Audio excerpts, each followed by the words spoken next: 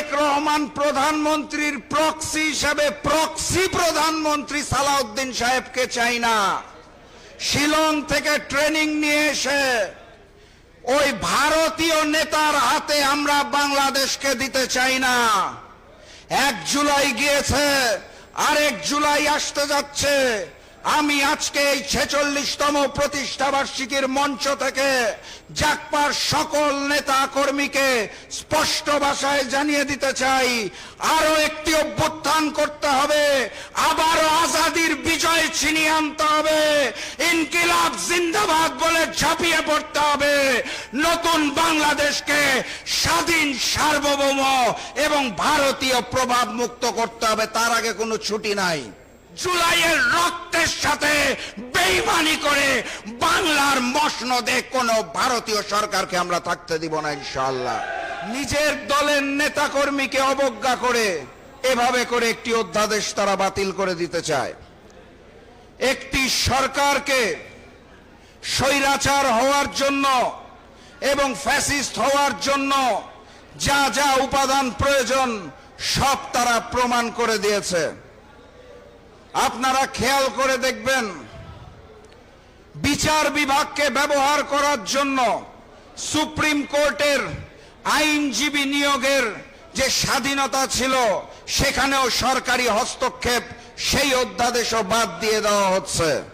অর্থাৎ তারা বিচার বিভাগকে ব্যবহার করতে চায়, তারা নতুন করে স্বৈরাচার হতে চায়।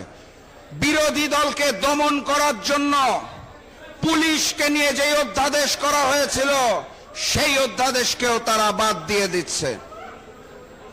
একের পর এক বিভিন্ন অধ্যাদেশকে বাতিলের মাধ্যমে তারা নতুন করে স্বৈরাচার হয়ে উঠতে চায়, তারা নতুন করে ফ্যাসিজমের জন্ম দিতে চায়। আর এই যে জুলাই সনদ, যা নিয়ে আমাদের নতুন করে এখন আন্দোলনে নামতে হচ্ছে, সেটা তারা মুখে বলে অক্ষরে অক্ষরে বাস্তবায়ন করব, অথচ তারা সংস্কার পরিষদের শপথ নিতেই রাজি হয় না। এমন এক অথর্ব সংসদ আমরা পেয়েছি যেখানে বিরোধী দলের নেতার বক্তব্যের পর সরকার দলের নেতা ভয়ের চোটে মাইক হাতে নিতে পারে না, মাইক পাঠিয়ে দেয় স্বরাষ্ট্রমন্ত্রীর কাছে। সংগ্রামী সাথী এবং বন্ধুগণ, পারিপার্শ্বিক অবস্থা দেখে আমরা এই ধারণাতেই উপলব্ধি হতে বাধ্য হয়েছি, ওই ভারতের আদেশে ভারতীয় আধিপত্যবাদের সামনে মাথা নত করে আওয়ামী লীগের রেখে যাওয়া অসমাপ্ত কাজ শেষ করার জন্যই ম্যানেজ ভোটের মাধ্যমে বিএনপিকে ক্ষমতায় আনা হয়েছে। আমরা আর ভারতীয় আধিপত্যবাদের সামনে মাথা নত করতে চাই না। আমরা আওয়ামী লীগের প্রক্সি হিসেবে বিএনপিকে চাই না। আমরা তারেক রহমান প্রধানমন্ত্রীর প্রক্সি হিসেবে প্রক্সি প্রধানমন্ত্রী সালাউদ্দিন সাহেবকে চাই না।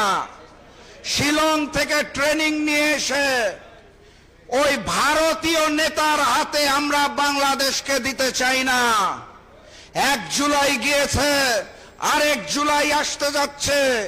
আমি আজকে এই 46তম প্রতিষ্ঠাবার্ষিকীর মঞ্চ থেকে জাগপার সকল নেতা কর্মীকে স্পষ্ট ভাষায় জানিয়ে দিতে চাই, আরো একটি অভ্যুত্থান করতে হবে, আবারও আজাদির বিজয় ছিনিয়ে আনতে হবে, ইনকিলাব জিন্দাবাদ বলে ঝাঁপিয়ে পড়তে হবে, নতুন বাংলাদেশকে স্বাধীন, সার্বভৌম এবং ভারতীয় প্রভাব মুক্ত করতে হবে। তার আগে কোনো ছুটি নাই, তার আগে কোনো ছুটি নেওয়া যাবে না।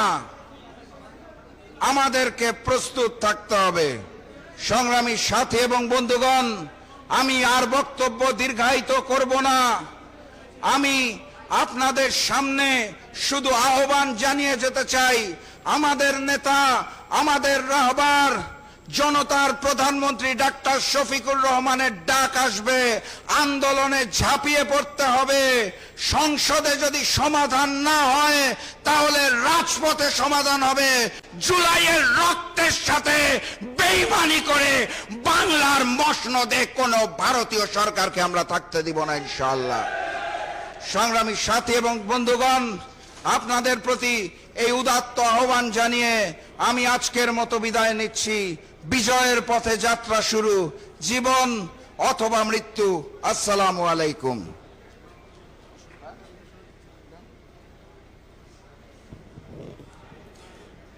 প্রিয় সংগ্রামী বন্ধুগণ, এখন আপনাদের মাঝে বক্তব্য রাখবেন গণপ্রজাতন্ত্রী বাংলাদেশের জাতীয় সংসদের বিরোধী দলীয় নেতা, বাংলার একজন বলিষ্ঠ মানবিক নেতা, এই দেশের গরিব মেহনতি মানুষের আগামী দিনের আশা আকাঙ্ক্ষার প্রতীক,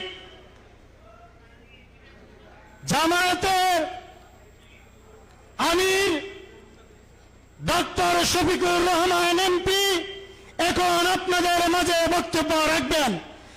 বিরোধী দলীয় নেতা ও জামায়াত আমির ডক্টর শফিকুর রহমান এমপি এখন আপনাদের মাঝে প্রধান অতিথির বক্তব্য রাখবেন।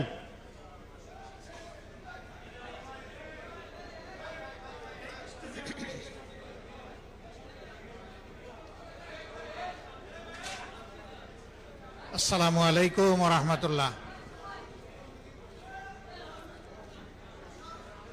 জাতীয় গণতান্ত্রিক পার্টি জাকপা এক এক করে ৪৫টি বৎসর তারা অতিক্রম করে এসেছে। আজকের এই ৪৬তম প্রতিষ্ঠা বার্ষিকী আলোচনা সভার সম্মানিত সভাপতি,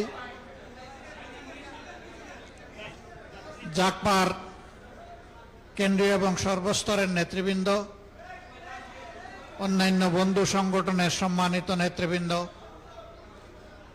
সুধীমণ্ডলী এবং সাংবাদিক বন্ধুগণ, মহান আল্লাহ রাব্বুল আলামিনের শুকরিয়া আদায় করার পাশাপাশি আমি প্রথমে আমার পক্ষ থেকে, আমাদের প্রিয় সংগঠনের পক্ষ থেকে, সংসদে বিরোধী দলের পক্ষ থেকে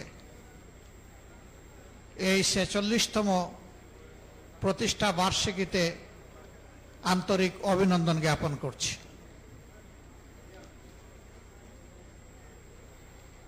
আমি একজন রাজনৈতিক কর্মী হিসাবে সাক্ষী, আপসীন এই কাফেলার যিনি কাণ্ডারি ছিলেন, তিনি অন্যায়ের পক্ষে ভয়ে ভয়ে কথা বলতেন না, নিঃসংকোচে গলা ঝেড়ে সিংহের মতো গর্জন করতেন। জাতীয় জীবনের প্রতিটি সংকটে সবার আগে যার দরাজ কণ্ঠ শোনা যেত, তিনি আমাদের প্রিয় নেতা জনাব শফিউল আলম প্রধান। আমি আমাদের দলের পক্ষ থেকে আরেকটু বেশি কৃতজ্ঞতা উপলব্ধি করি। আমাদেরই একটা অনুষ্ঠানে তিনি আমাদের আহ্বানে দাওয়াতে সামিল হয়েছিলেন। যেই অনুষ্ঠানের একটা বক্তব্যকে বিকৃত করে কতিপয় দুষ্ট লোক